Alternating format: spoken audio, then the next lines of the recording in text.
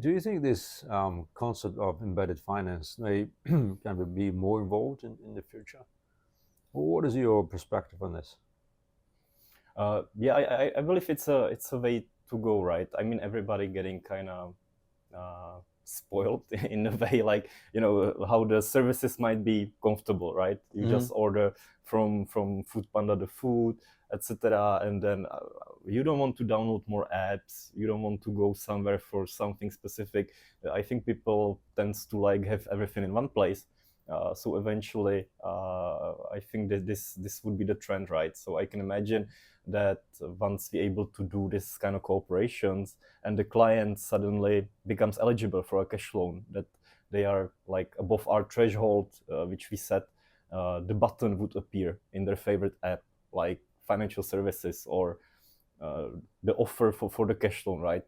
Currently, we're still doing the SMSs or push notifications, but going forward, these like more deep integration, I think, makes sense, where basically the client can initiate it in their own convenience in the moment they actually want it, not wait for us to send them the SMS. So still some work to do, but I think we're heading that direction. May I consider it, Pavel, as your general advice to us as a company, like follow that direction, right?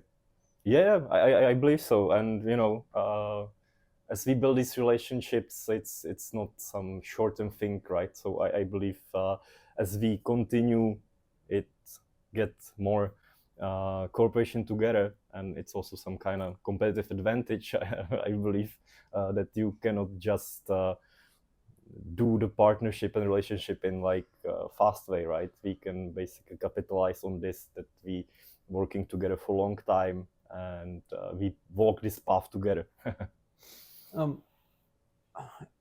Related to this, so we just talked about embedded finance and the potential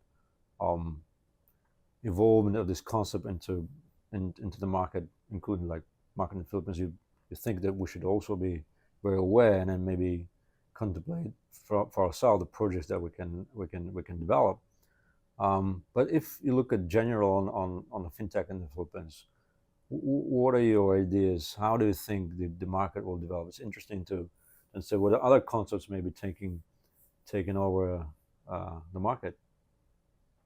Yeah, like one of the things is really I see it more from through the data perspective. Right. So I really like this. At the beginning, everybody was very cautious. Then they become comfortable with the credit scoring or providing the data for the credit checks. Now I believe the market also developing in the way to monetize the leads, offering the products directly to the customer base. So it's all interconnected, right? So then eventually it's coming all together. And generally, I'm curious about the direction of the overall market, because even though a lot of things happening digital in Philippines, if you do like purely digital financial services, it's not only very risky, but also limiting access to a lot of demographies. For example, if you look at the digital banks, I think by regulation they cannot actually have like physical presence, which limiting them in the way.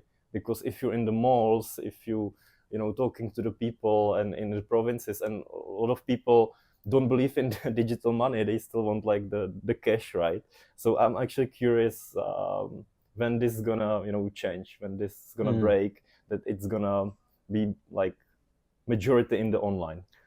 So what you're saying, still for the market, the physical presence, one form or another, could be an important value or important channel. I think it's really reach like the customer. A beneficial thing to have. That people like it, right? If they want to buy some bigger appliance, fridge or something, they usually go to the stores and check it out, which I think back in Europe, it's not really happening. People are comfortable to do it online, but here it's still there, the presence and a little bit of like mistrust. So yeah, I believe there is needing some kind of guarantee or something to make people not think that it's some kind of scam or something. There's some trust still needed to be done, and I'm curious how that's gonna happen. What's gonna be the major thing to change this.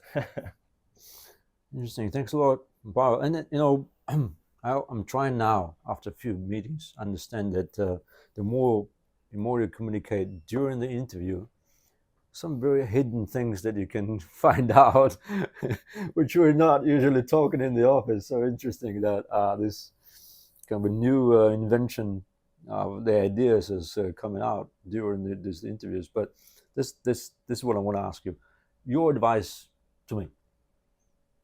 You're looking at what we're doing. You're looking at us as a company. Probably have your own ideas. I want to hear your advice. What should we do? That's a trick question. Oh, yeah. No. I believe you come in every day in the office, right? So you know us, and you have your experience. So everybody would have its own kind of view on things, right? With previous experience in our minds, it would be always, I think, interesting to get that, extract that from our key employees.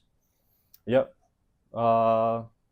I didn't expect this question, as you can see from the reaction. But like, I think I was also mentioning this to you during like my initial interviews to the company, right? That I didn't know what basically is the state of the data within the Skyro, which then I was like positively surprised, meaning the data quality and like how data are leveraged. But still, I think there's big value not just in the external data, but also the internal data, and really to be smart about it. It can be the essays collecting something, or it can be just looking how to retrain the models, build our own telco score. So because again, I'm coming back to this hit rate or the coverage of the data sources. And I mean, if those people are with our SA, basically we can get this data for 100% of the persons, or even the telco score is for majority of our application. So we should squeeze like maximum out of it, because the impact is going to be faster and greater. And of course, then I'm trying to support it with all the external data, but then I think it's just some marginal contribution. Then I'm not saying now we're not squeezing a lot from it, but I believe there's always something a little bit more. That's good advice. Probably to not shift the focus, but add the focus on our internal data. And I hear that not only from you now. Recently, that we had interesting conversations. Do you think, are we ready for AI techniques to be implemented on the data we already possess, or it's still a little bit way to go? We need more customers in order for us to be able to start seeing some results. No, I think we're completely ready. I mean, the thing is that we're using AI already. All the risk algorithms are basically the AI. Right. But yeah, like, I mean, I think technically we're running on very modern stack. So I think it's actually, we might be best use case how to do it. And it can try already. Yeah, I can imagine like speaking chatbots to offer the cross-sell or some early collection calls. This kind of stuff, I think it's a perfect use case for us. So no need. Early collection is already working, right? So I think it's already started. Okay, that's perfect. Yeah, but we can look wider. Right. What do you think about an idea of having an AI champion within our company? Yeah, I mean, it's I think it's like must in current times, that rather than resisting AI, to really like embrace it, because it's coming, or it's already here. So I think centralized role that maybe overlooking implementation in our company. So harmonized implementation, not only one department doing something by himself, but like looking at the way how the strategically we're moving. Yeah. I think it's good, to look on all the use cases across various departments, right, and then somehow think about the potential value, somehow prioritize it, right, but also think how can it be potentially reused to other departments. Really, I think it's important, because then each department might be approaching differently, or on different levels. So yeah, this coordination, I think it's very, very important. Oh, thanks a lot. it's a very valuable advice for us. Thank you for having me. Thank you. Have a good day. Thank you.